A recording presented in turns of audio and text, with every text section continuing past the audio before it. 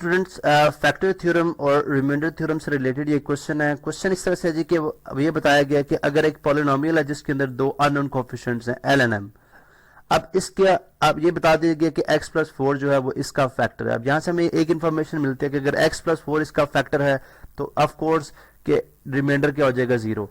अब दूसरे केस में बताता है कि अगर x माइनस टू से डिवाइड करते हैं इस पॉलिनोमियल को तो हमारे पास रिमाइंडर 36 आता है। अब l और m की वैल्यू फाइंड आउट करने के लिए ऑफ कोर्स हमारे पास दो इक्वेशन का होना जरूरी है। तो अकॉर्डिंग टू फर्स्ट कंडीशन अगर आप देखें यहाँ पे आप लिखते हैं according to first condition, first condition क्या है कि x plus four is the factor. आप देखें if x plus four is a factor तो फिर इज इक्वल टू जीरो है, तो फिर एक्चुअली हमारे पास जो वो रूट है जिसपे रिमाइंडर हम चेक करेंगे वो कितना होगा, -4। अब हम चेक करते हैं कि p ऑफ -4, चूंकि अब हमें पता है कि x plus four is a factor है तो फिर p ऑफ -4 किसके इक्वल हो जाएगा, जीरो के। तो यहाँ पे हम वैल्यूज इंसर्ट कराते जाएंगे, प्लस l इंटू -4 का स्क्वायर आ गया।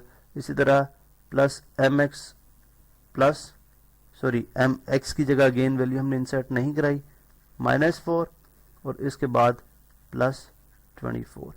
अब अगेन यहाँ पे देखें सिंस रिमाइंडर इज जीरो तो ये क्या हो जाएगा, जीरो, और ये बन जाएगा -64, ये बन जाएगा प्लस 8l और इसी तरह से 16 नॉट 8, 16l और -4m प्लस 24। अब अगर इसको सॉल्व कर लें आप तो हमारे पास जो एक इक्वेशन बन जाएगी वो बन जाएगी जी अगर आप देखें -64 प्लस 24 ये बन जाएगा -40।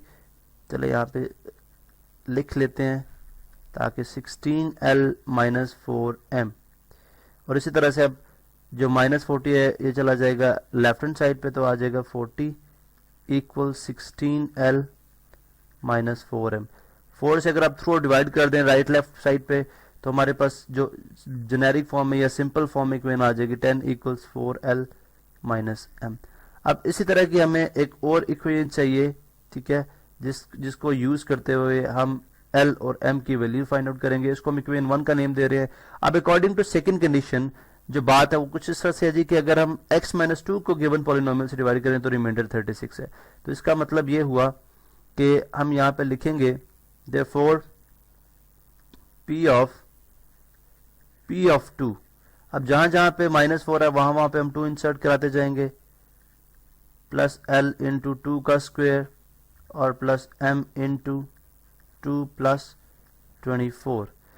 अब p ऑफ 2 चूंकि हमें गिवन है p ऑफ 2 कितना है, p ऑफ 2 के केस में रिमाइंडर कितना है 36, ये आ गया 8 प्लस 4l प्लस 2m और प्लस 24।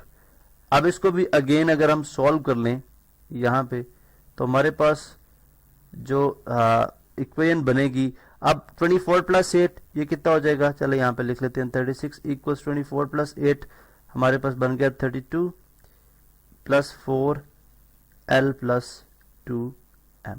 अब इसी तरह से यहाँ पे 32 इस तरफ आके सब्ट्रैक्ट हो जाएगा, ये दोनों साइड से आप एडिटिव जो इनवर्सेस हैं इनके ऐड कर दें तो हमारे पास बन जाएगी जी 4 इक्वल्स 4l और प्लस 2m। और अगर हम इसको सॉल्व करेंगे तो ये हमारे पास अगर हम थ्रू और 2 से डिवाइड कर दें तो आ जाएगा हमारे पास 2 इक्वल्स 2l प्लस m, और इसको हम यहाँ पे कर देते हैं एनक्लोज। अभी हमारे पास इक्वेशन नंबर 2 है। अब यहाँ से हमें जस्ट इक्वेशन 1 और इक्वेशन 2 को सॉल्व करना और हमारे पास वो जो है फाइनल आंसर आ जाएगा। अब किस तरह से करेंगे, हम बाय एडिंग भी कर सकते हैं। अगर हम इन दोनों को अगर हम इन दोनों को ऐड कर दें तो हमारे पास इस सूरत में भी हमारे पास आंसर जो है वो निकल आएगा। तो किस तरह से करते हैं जी, यहाँ पे आप देख सकते हैं बाय एडिंग 10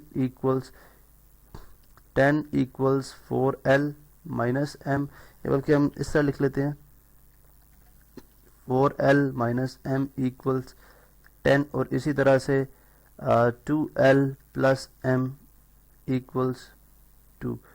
यहाँ से आप देख सकते हैं माइनस m प्लस m से cancel, 6l plus 2l 4l plus 2l 6l और इक्वल्स 12 और l किसके इक्वल आ जाएगा, फिर l इक्वल्स आ जाएगा 2 के इक्वल। अब ये 2 की वैल्यू इंसर्ट करा दें आप m में, या ये होमवर्क आपके लिए है, किसी एक इक्वेशन में पुट करा दें l की वैल्यू और आप सॉल्व कर लें, आपके पास n की वैल्यू निकल आएगी।